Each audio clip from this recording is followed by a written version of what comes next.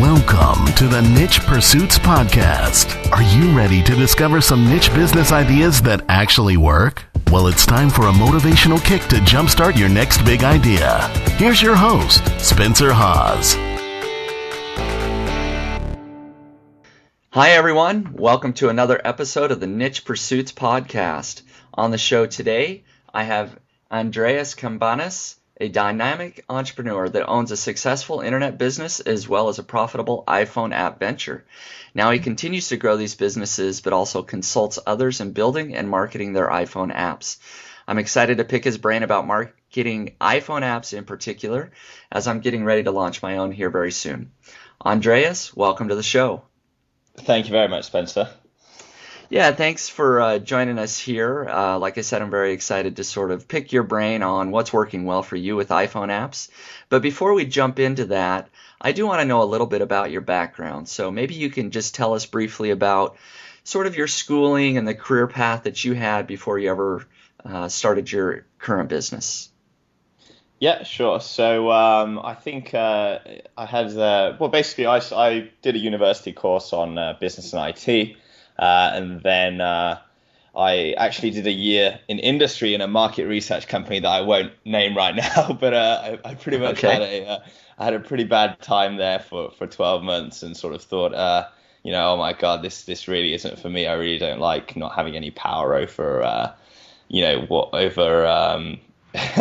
over my job and things like that. So during that year, I actually set up as a bit of a hobby, really, no real interest in internet marketing or anything like that. I set up a website called londoncyclist.co.uk because I saw there wasn't really any information out there for kind of casual cyclists like myself, people that just wanted to, they didn't want to dress up in all the Lycra gear and they didn't want to go off and cycle 100 miles just for the hell of it.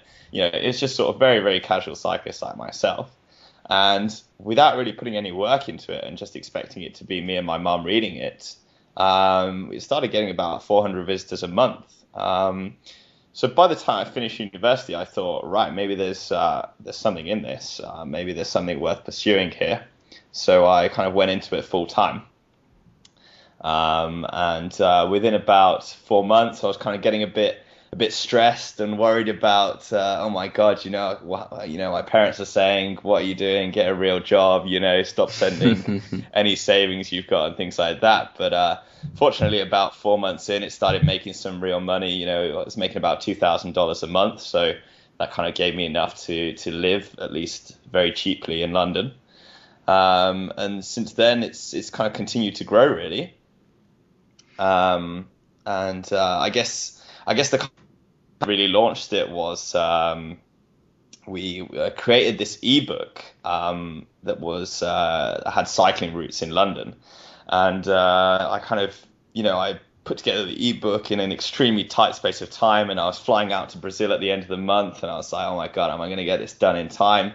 So launched just as I was about to get on the plane. Landed on the other side, turned on my 3G, I couldn't resist, and checked my inbox to see if we got any sales. And sure enough, by the time I'd landed, I'd already paid for my flight there and back. And, by the end of the holiday, I'd already paid for basically my entire time out there through this kind of ebook project. And that's when I knew, right, this internet marketing thing is worth it. It's worth sticking with. Very nice. Now, I want to ask a couple of more questions about your London Cyclist website there. Was it initially more of a blog? What type of site was it? And was the ebook the only way you were making money, or were there other avenues you were making some money as well? Yeah, definitely. So I did a little bit of affiliate marketing stuff, Amazon sales and things like that. And that still makes up, a good 30-40% of the income of that website.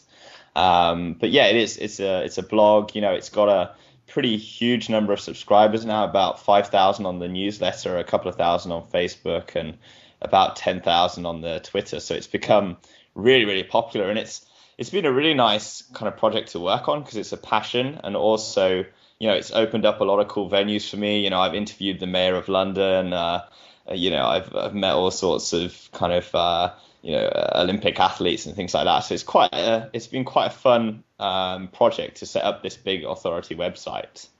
But yeah, main revenues, advertising, the ebooks, affiliate marketing, and also iPhone apps.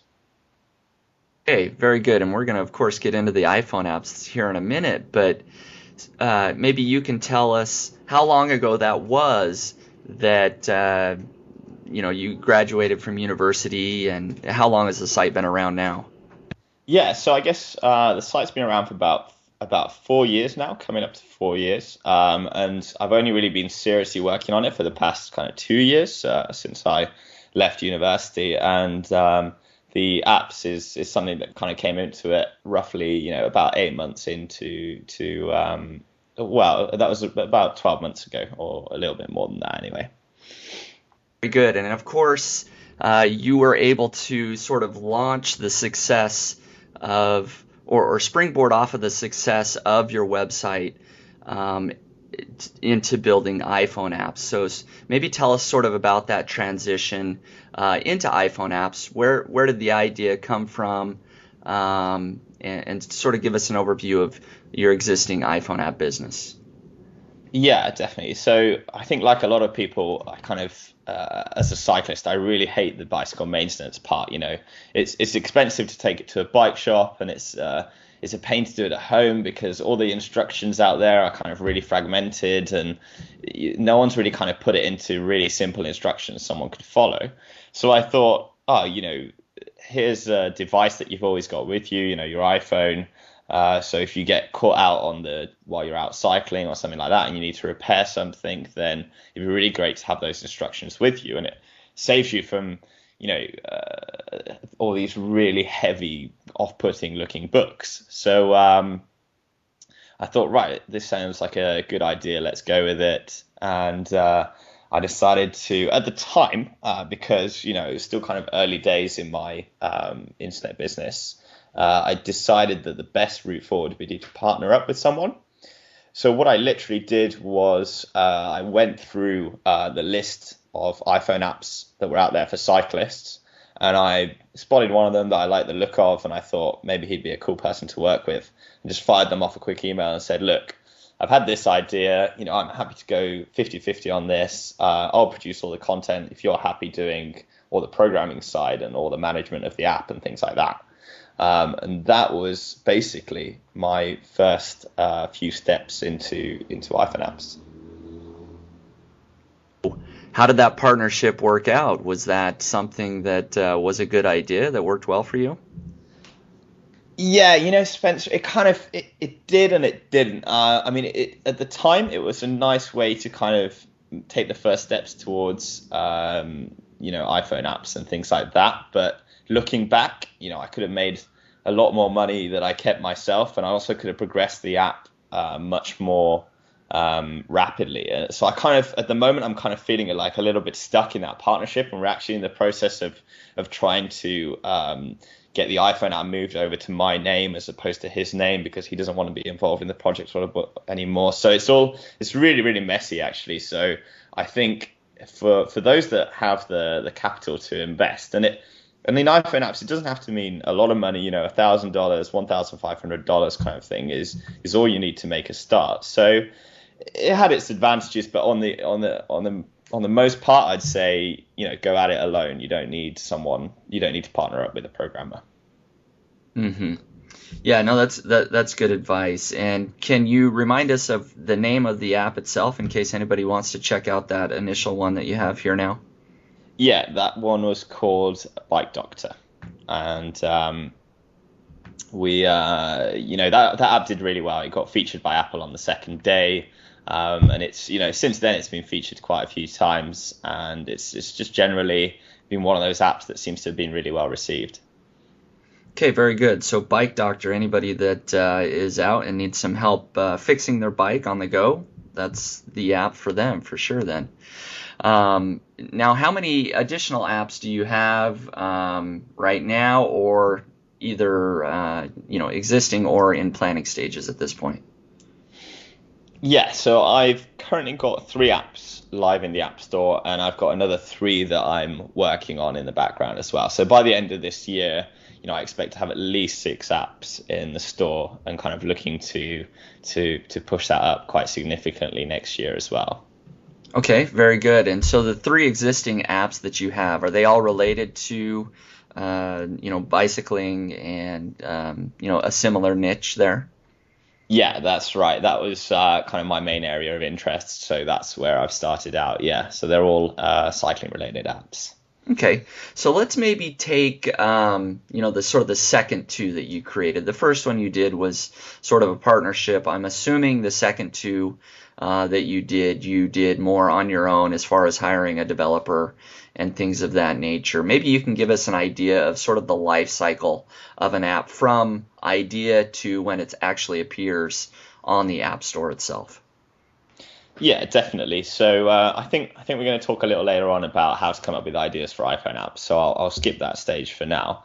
But basically, it comes down to the first thing is really to get a really detailed brief together. So this is a time to really kind of thrash around the idea with your friends and kind of ask for some feedback, especially if you've already got an audience. It's a really good idea to kind of just bounce the idea off them and see what they think. And that's when you kind of form this really comprehensive document, essentially, that says exactly what you want the app to do. And in there, you want to throw in, screenshots of other apps that you like the look of, things like that. Because essentially what you're going to do with that document is then give it to a developer. And the more detailed you are at this stage, the greater chance the project's going to be a success. And also, the greater chance that they're going to be able to give you a much better estimate on how much the app is going to cost to build, because they know exactly what you're looking for. So that's one of the big things. And as you're and then hiring is another really big stage. So the actual process of, seeking out a really good developer to work with. Again, I think we're going to talk about that a little bit later on, so I'll leave that out for now. And but then the other really important part that I believe most people miss is they don't really focus on this pre-launch stage. So the big difference with iPhone, App Store marketing is that you've got the opportunities to kind of make a really big splash the first 24 to 48 hours that your app launches. So if you focus some of your efforts on the pre-launch stages, you can build up an email list, build up a list of people that are really interested in the app. And then when it comes to actually launch day, that's when you can fire off an email to all of them. And you get a huge volume of download on the app from day one. And that's usually enough to kind of get you noticed in the App Store. And that kind of has a bit of a snowball effect from then on. So that's what we do now. Always when we launch an app, we have a kind of pre-launch stage, and then when we hit the launch day, it's all about, just responding to any queries people have and things like that. And then, fingers crossed, you get featured by Apple. And that's when things really go a little bit crazy. Yeah, which is, of course, the dream for anybody out there. Putting an iPhone app is to get featured by Apple for sure.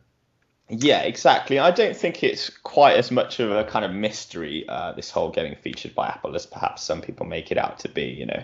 Apple are looking for certain things. They're looking for mostly kind of useful apps, apps with a nice design, a nice icon, apps that don't crash. There's not really something that's kind of a big mystery about what apps Apple are looking to feature. But the big difference, I think, of what I do and what a lot of people fail to do is making sure that, when you hit that first day of launch, you've got a big number of people downloading your app, because that's what makes you get noticed in the App Store.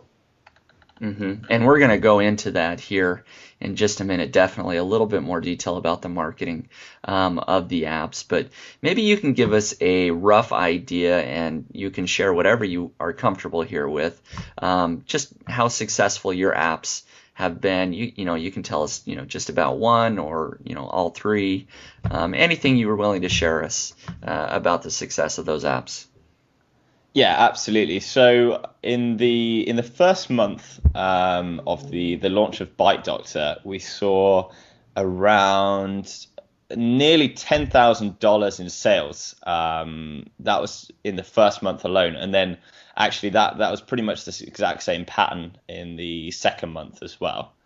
And that app continues to make about $700 to $800 per month with pretty much no work on my part. So it's quite a nice passive income that's kind of been set up there for me. And when was it that you launched Bike Doctor again? Yeah, that was about a year and a half ago now. Okay, and so a year and a half later, it's still earning around $700 to $800 a month. Yeah, so it's in that sense, it's really good, and it hasn't really cost me anything in terms of maintenance costs. So that's quite I put time into adding extra repairs in there and things like that, but it hasn't really consumed a lot of my time. Mm-hmm. And so is Bike Doctor the best performing app that you've had to date? Yeah, I've launched a couple more apps, and they did about I think the another one was kind of great bike rides in London. It was called London Bike Rides, and that did about $7,000. So kind of got close to what Bike Doctor did, but Bike Doctor's the biggest. Mm-hmm. And so why do you think Bike Doctor was so successful? I think it's got a pretty widespread appeal as an app, and I think it was kind of the first one in its category as well. Since then there's been a few copies, but nothing really that quite offers what the app offers. So I don't know. I guess it's just had the widest appeal out of all the apps I've launched so far. No, very good. It's always exciting to hear the success that other people are having with their iPhone apps. And I'm in the process now of getting very close here to actually releasing my own iPhone app that I've talked a little bit about on my own blog. And so as I sort of get to that point, I am very interested in hearing about the marketing for apps, and you did mention a little bit about that, but maybe you can tell us about how much marketing you did for your apps, and we're going to dive into here some more tips for me and others to market our own iPhone apps as well. Yeah, definitely. So I guess when it comes to iPhone app marketing, you need to get the basics right. So the basics are things such as, a nice design of the app. Looks and appearance are very important in the App Store. So getting that right is really crucial. And for that, I really recommend people, hire a proper designer and think it out, quite carefully. It's not a huge cost, but you'll find that the app does a lot better if it looks good in the App Store.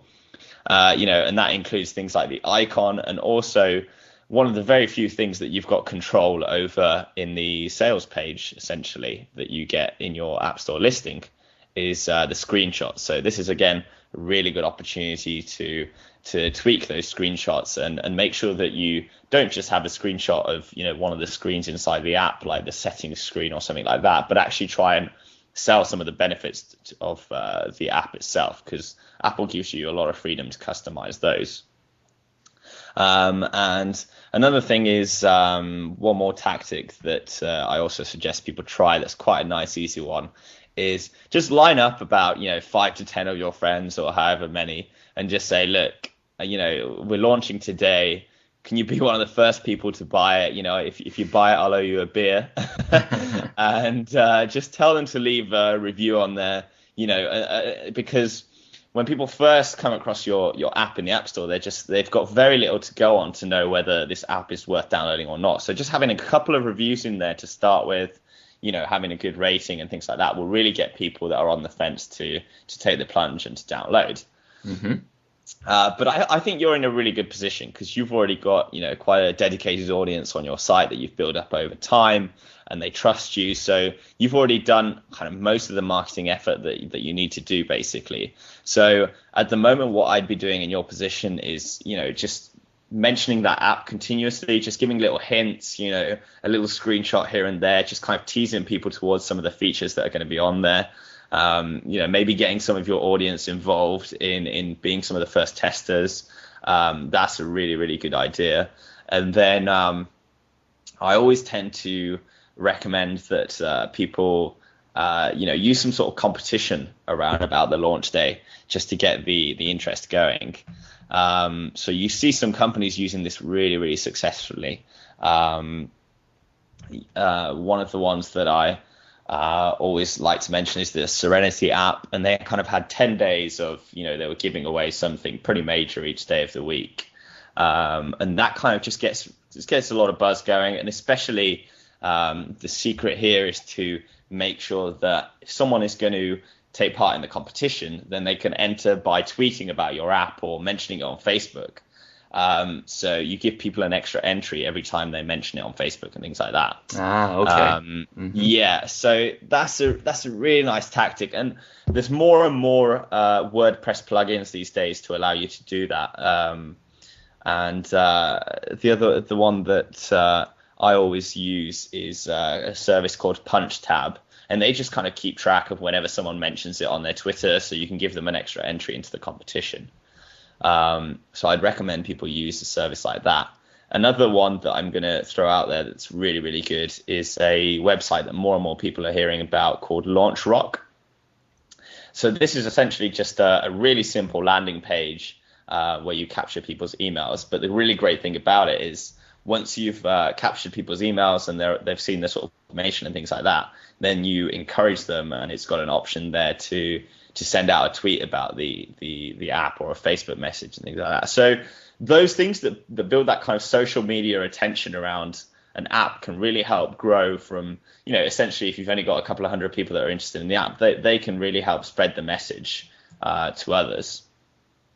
So I guess I'm firing off quite a few different little tactics here, but hopefully some of these things will be resonating with people. A lot of successful apps are doing it like this now. So it's really worth thinking a lot about your pre-launch process and what you've got in there to get people excited and interested and get people sharing the information about your app, basically. Yeah, you've covered really some great tips and tactics here that a couple here that I hadn't thought of, like doing a competition, and I hadn't heard of LaunchRock before either. So I'm going to look into doing both of those potentially. So I appreciate that. I also wanted to sort of dig a little bit deeper by what you meant about selling the screenshots within the App Store itself. If I'm not just putting a screenshot, how do I go about selling the screenshot, as you mentioned?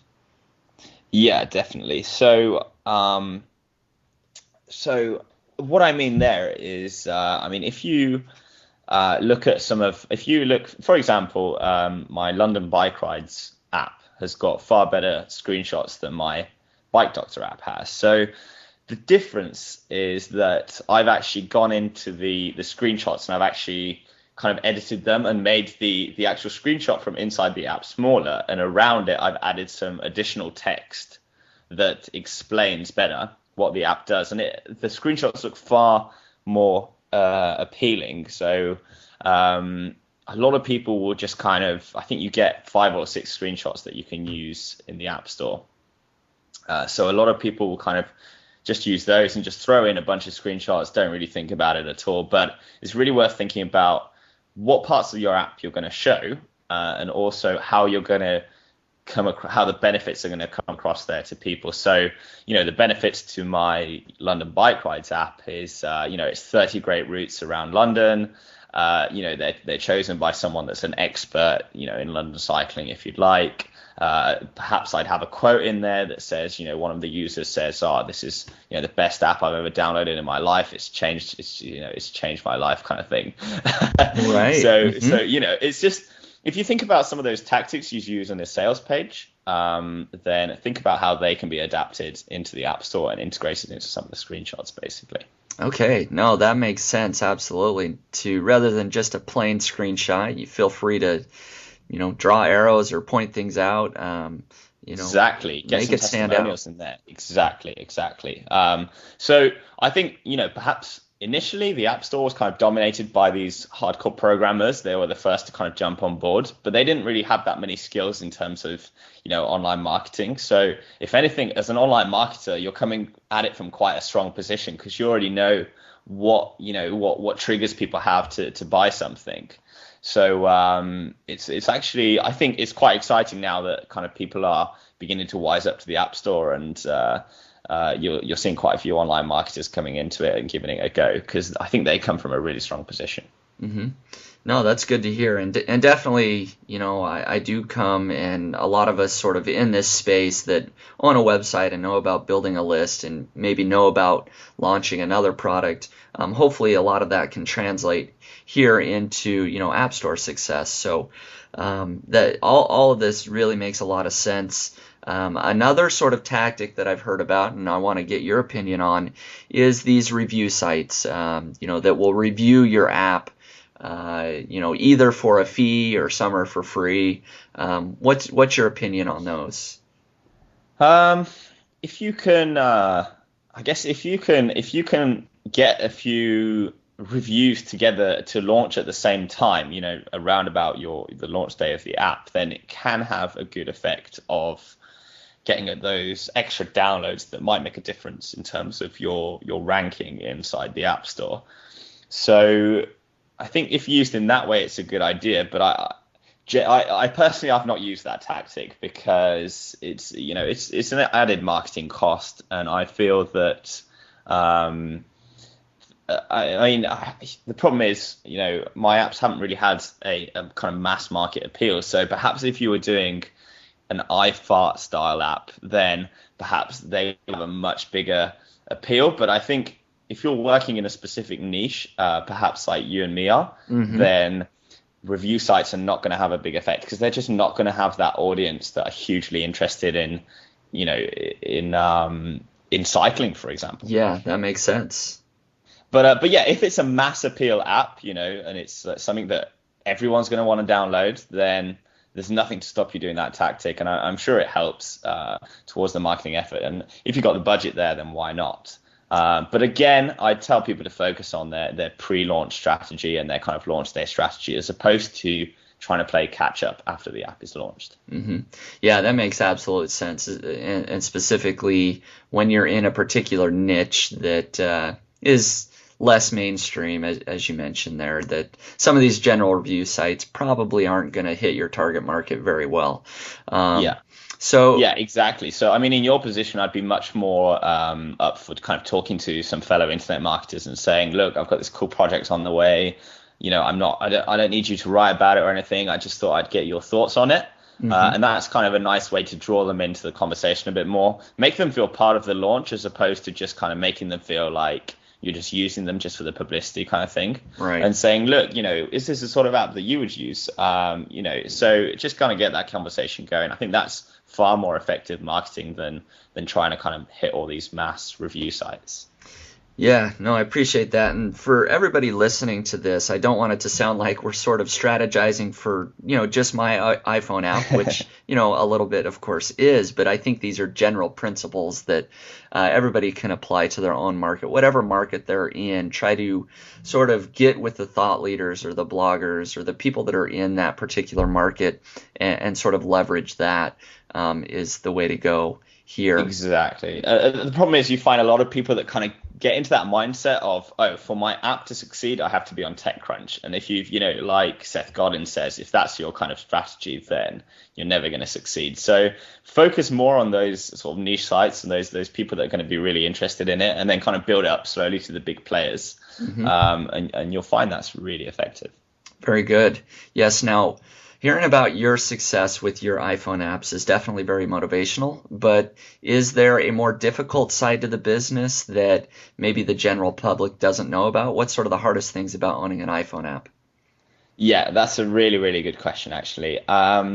So in general, it's a pretty dreamy business to be in. There's a lot of work before you launch, and then there's a lot of work just after you launch, just trying to get the publicity, trying to sort out any bugs people are having. But then after that, there's not really a lot of money that you need to invest, and not a lot of time that you need to invest. I mean, you should definitely focus on, continuously improving the app. But then, once the app is launched, hopefully you've made decent money from the sales, so that you kind of have the ability to do that.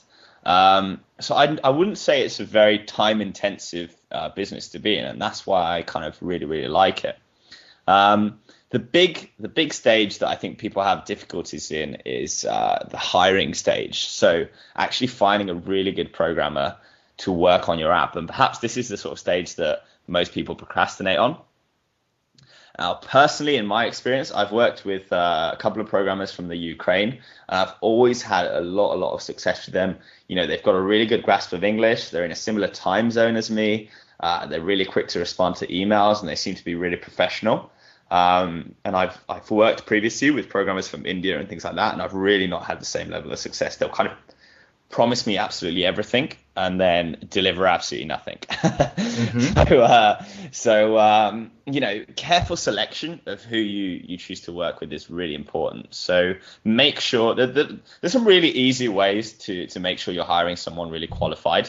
One of the big ones is to look at their portfolio of previous apps that they've worked on. If they've not got a portfolio, then there's no need to discount them immediately, but just ask them to send you over some of the previous things that they've worked on, and then you can really quickly cross-check that into the App Store and see those apps and see what reviews people have left. So you can really get a quick idea about some of the previous work that they've done, which is usually the best indication of how they're going to work on your project. The other really big thing is just make sure they've got a really high feedback rating, 4.7 or 4.8 out of 5. If you're using a website like Odesk or Elance. And fire them off some really good questions as well. Just ask them about, some of the technical stuff. Just say, look, how is the map going to be presented into the app? How do you see the Facebook functionality work? Try and get a bit of a conversation going with them, almost like an interview with them before you hire them. And that kind of gives you a good idea of whether they're worth working with or not. And the best people will be the ones that have taken the time to, personally reply to your ad and kind of acknowledge some of the things that you've mentioned in there, and perhaps mention some difficulties that they foresee coming up. They're likely to be the best people to hire. So definitely don't skimp on that stage.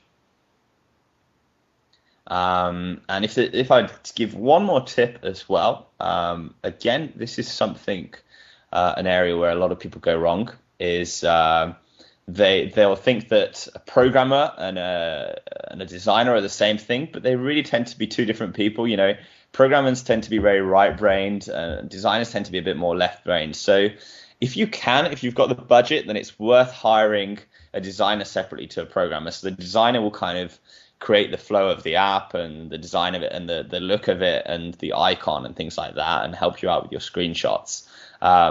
So, I mean, as an approximation, a sort of fairly average app, you'd probably spend about $700 on the designer and about $1,200, $1,300 on the programmer. So I think it's a really good idea to kind of try and get both skills in if you can. So one of the points that I do want to sort of re-emphasize that you had there was the fact that you do almost want to do an interview with your developer before you hire them. And this is something that I've been through a number of different projects, even outside of iPhone apps. I've had software projects and other things that I've done that I found if you can exchange at least a few emails before you actually hire somebody and ask some good questions, make sure they understand the project fully and that you're on the same page, that's going to be huge in making sure that you get the correct person hired. So I just want to sort of re-emphasize that point that you made earlier on that. Now, so that's very good. That gives us a good idea of sort of what to expect sort of leading up to the creation of the iPhone app itself. It is a lot of work. You want to make sure you get the correct person hired. Now going forward, you mentioned that you do have, I believe you said 3 additional apps in development right now. Yeah. Can you give us any idea on what those apps are or anything like that? So, yeah, I mean, I'm a big believer in this whole, a lot of people say, oh, I can't tell you my idea, someone will steal it and they'll do it before me and the sky's going to fall down on my head. Right. But I really think that's BS. I think if it's a good enough idea and if you're the right person to do that idea, then you're not afraid to, shout it at the top of your lungs, because as soon as it's out there in the App Store, it's out there for someone to copy anyway. So with that in mind, because I just wanted to mention that just because a lot of people kind of get hung up on that stage. A lot of people have a great idea, but then they can't tell anyone and it's kind of pointless, So don't let that stop you. I'm sure your listeners are much smarter than that, to be honest. So I really want to focus on location-based apps. So I really want to create a suite of applications, essentially, that will recommend really cool places in London. So I want to create an app that will show you, some really cool secret spots, perhaps things that people don't really know about London. So if someone's visiting the city, they've probably not heard about this before, and they probably won't read about it in a guidebook. Some sort of secret London style app, and that's already been done, but that's not actually a huge problem in the App Store. If something's already been done, you see a lot of well, we'll get into that later, anyone. But yeah, I really like this idea of creating a series of apps that point out really cool things in London, such as, whether it's the best places to get hamburger in London, or the best, secret spots in London, or the best bike shops in London, for example, which is what my other app was. And the great thing is about this idea is that once one of the apps has been programmed, there's not really that much programming work to do in the other apps. It's just a matter of importing all the different data. So it's kind of a really nice formula that I can replicate. Once I spent the money on creating a really good location-based app, then I can use it to replicate it, kind of thing. And also, the big thinking behind this is that they are all going to appeal to a fairly similar audience. So let's say, I launched the first app and it gets about 10,000 downloads in 3 months, for example. Then within as soon as I launch the second app, I've already got a huge audience of 10, 20, 30,000 people that are really interested in London-based information. So I can cross-promote the apps really effectively. Yes. So that's a really, really big thing. And that's kind of one of the reasons why I've stuck with cycling apps, because I know I've already got the audience to promote to. And I know that they're going to be interested in each of the apps. That's one of the huge things, the whole cross promoting of apps. That's how you see some of the guys that are doing really, really well in the App Store. And you can actually take that idea one step further, and I could launch the first app as a completely free one, and then because that will get probably 10 times more downloads than a paid app would. Even a really cheap paid app would get a tenth of the downloads that a free app would get. So, and then I've kind of automatically built, it's almost like I've built up a huge email list, effectively with kind of minimum effort. So that's a really cool idea. And I don't think that many people have properly explored it in the App Store yet. But those that have are making some serious money. Yeah, and I'm gonna follow up with that idea, actually. Let's say you do create a free app that gets lots of downloads. How do you go about cross-promoting? Are you allowed to then sort of add a little advertising in that app itself for the, new paid app or something like that? Yeah, I mean, I used to be quite worried about some of the Apple rules about kind of cross-promoting apps and, bugging the users a little bit. But they seem to have kind of accepted that that's something that people are going to do. So it's actually, it's perfectly within their guidelines to. So, to start with, on a very basic level, you can have a more screen in the, bottom right corner of your app, and people tap that, and then, a full screen, almost like a full screen advert comes up promoting the other app. But you can also do, you can also do it when the app launches. You can say, you might want to check out our other app that we've just launched as well. But beyond that, perhaps the most powerful one is the ability to send notifications to a user. So as anyone with an iPhone will know, you can get notifications for a text message or what do you guys call it in the US? Is it an SMS or something? SMS, yeah. Or text, either way. It pops up at the top of the screen. So you have the option as a developer to kind of pop that up at the top of someone's screen, and that gives you a chance to kind of get in people's faces without being too invasive. You don't want to annoy people, but you'd be surprised how often people are scared to use this tactic, and yet no one bats an eyelid when you do it. So it's almost like, in internet marketing with all the kind of pop-ups as soon as you land on someone's page, or like a welcome page and things like that. Mm-hmm. And people are like, oh, I don't want to use that tactic. I'm going to annoy people. And then they actually use it, and probably like 10 people send them a quick email saying, oh, I'm annoyed. I'm never using your site again. So this notification thing's huge. And you should really look into telling your developer to build in some of that functionality in there. Or there's also a lot of APIs that can do that as well. Great advice. No, those are some very, very good ideas, definitely. And for people listening out there, I'm sure that's getting the wheels spinning on things that they can do for their own apps. So what advice would you give someone trying to actually brainstorm for a great iPhone app idea? They don't have an idea perhaps right now. How do they go about generating some of those ideas? Yeah, I absolutely love this question, Spencer. It's a really, really good question. So I'm really glad you included this in, actually. I think, a lot of people get caught up in this syndrome of, someone's already done it. Oh, no, there's no way I can succeed in the App Store now. Mm-hmm. But you can instantly disprove that theory. If you do a quick search in the App Store now for a to-do list app, you'll find literally there must be hundreds of them. Yeah. And seemingly every month a new one comes out that kind of shakes things up a bit, changes things up, and Apple feature it and everyone downloads it.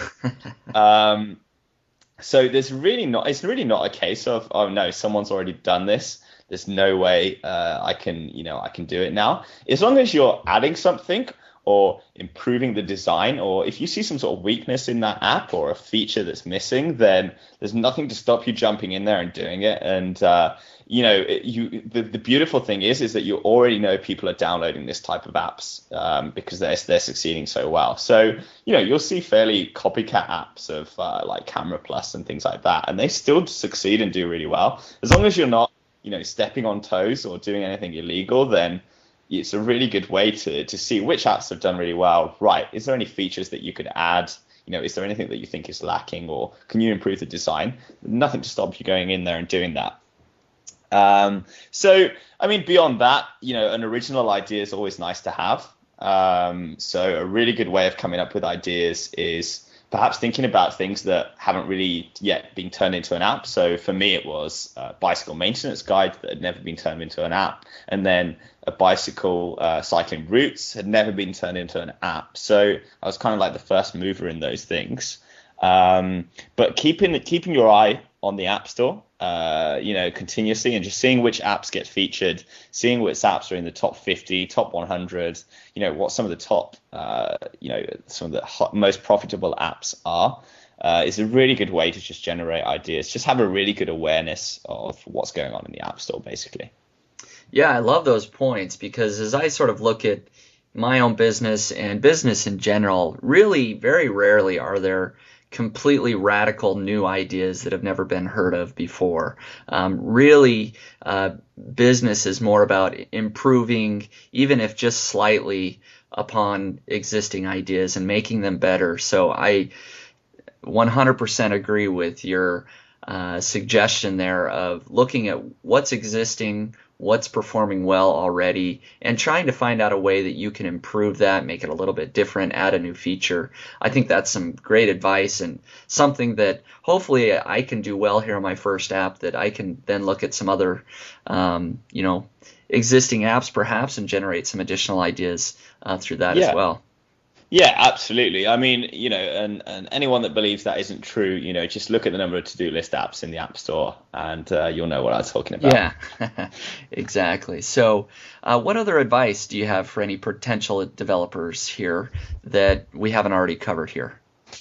Yeah, so I think I come back to kind of, some of the I'll give one really cool tactic actually, but I really want to reiterate, that point that we just talked about with, cross-promoting apps and creating a free app and then using that to kind of promote other apps. I think that's a really, really, really big thing. But the other little tactic that I'll share actually that quite a few people like this one. It's quite a nice soundbite one actually. So there was some research done recently looking at 91,000 apps and to find out which ones did really well. And they found that the worst day to launch an app is Friday. Something like only 10% of the apps launched on a Friday actually reached the top 240.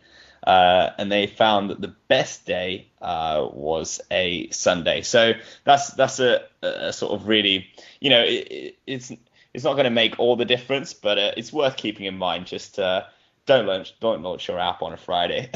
Yeah. Mm-hmm. So I know a lot of people follow that kind of online marketing tactic of build up interest on Monday, Wednesday, and then sell the products on Friday. But that's not the case on the App Store. And the other huge thing is in the App Store you get the chance to set the date that you want your app to launch. So when you submit it to Apple, make sure you set the date quite far in the future. So 2 months in the future, for example, it really doesn't matter. And then as soon as they approve the app, then you can move the launch date back. But whatever you do, make sure you have the launch date in the future from when they approve your app. So let's say they approve my app on a Monday. There's no way I want to be launching before, Wednesday probably. And the reason for that is that when your app launches, if you had set the launch day to Monday and it's approved on Monday, then it will actually only appear in the new apps list, which is quite a significant boost to downloads for a shorter space of time. Whereas if you've set it in the future, then it will appear for the full day.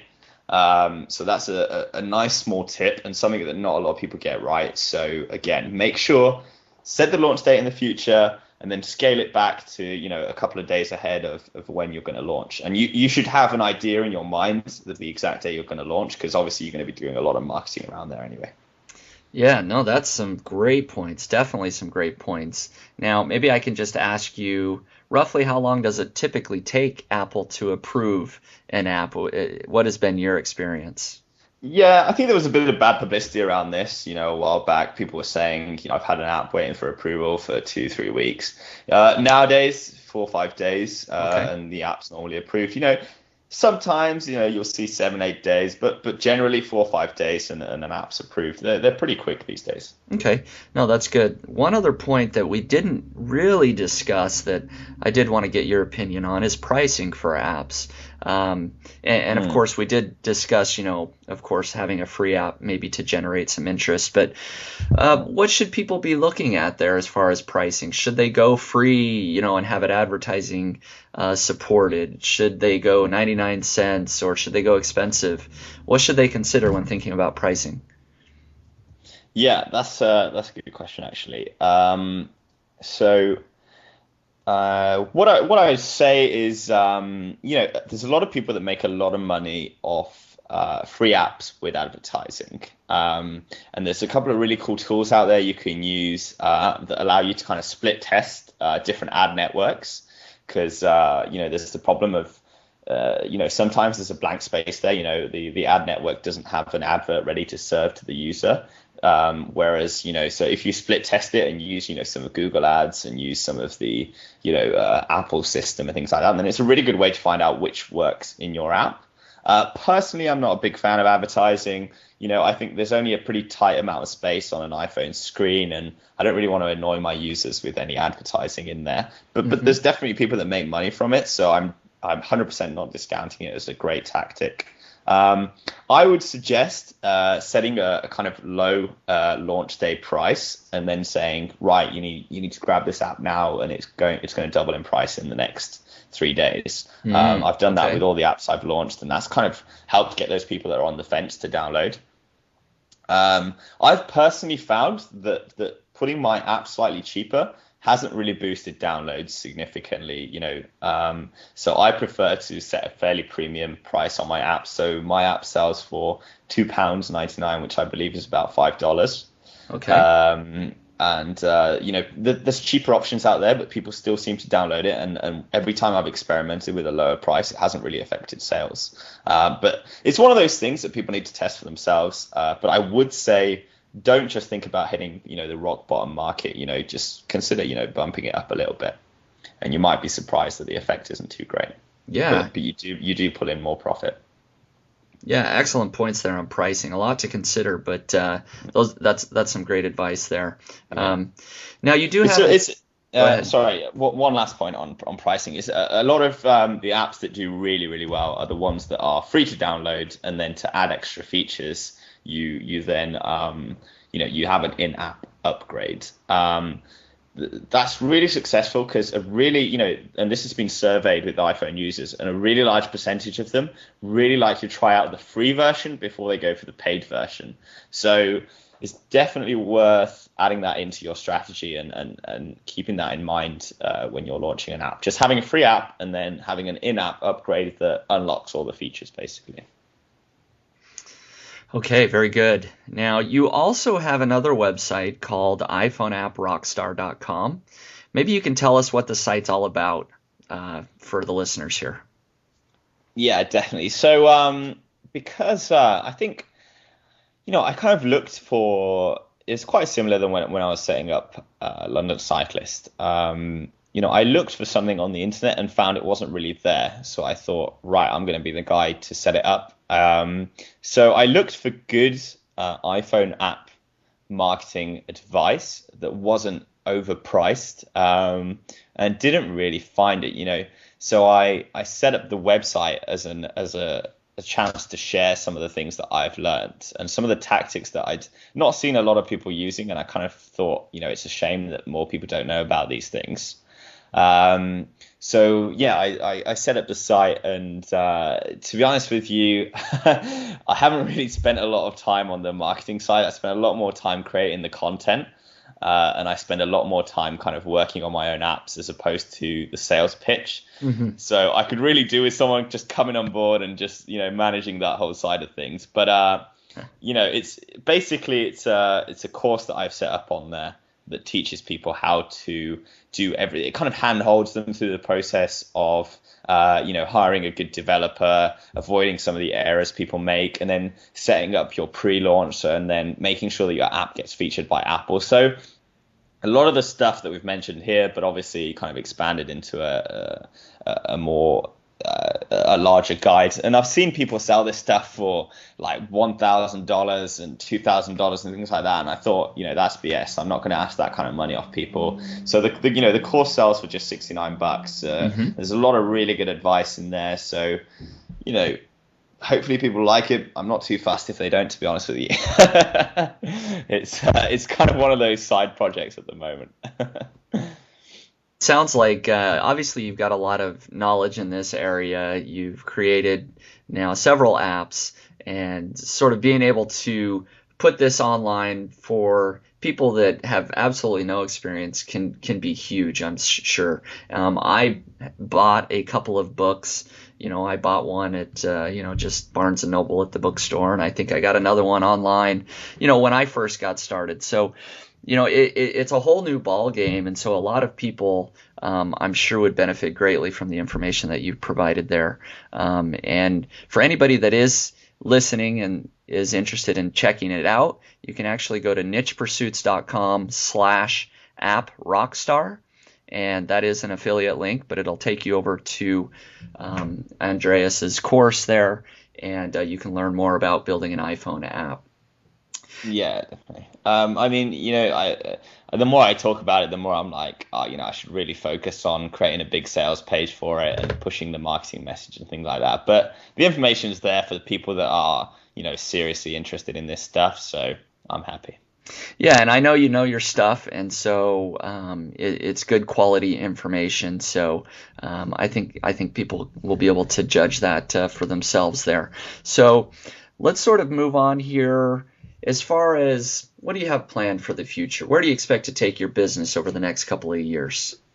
Well, That's a good question. I guess it's always a good question to be asking yourself. I'm really interested in actually creating a physical product. So I'm going to work alongside a designer to create I'm actually creating a mount for your iPhone so that it can go on a bike. A couple of these already exist. Okay. A couple of these already exist, but I think I can do a much better job. I've used all of them, and I'm not too blown away. Mm-hmm. So I'm quite excited to actually create my own products and just be like, yeah, I made that, I designed that, I worked alongside people to make this happen. I can't wait to see it on people's bikes and things like that. So that's a really exciting project that is kind of in the future. Mm-hmm.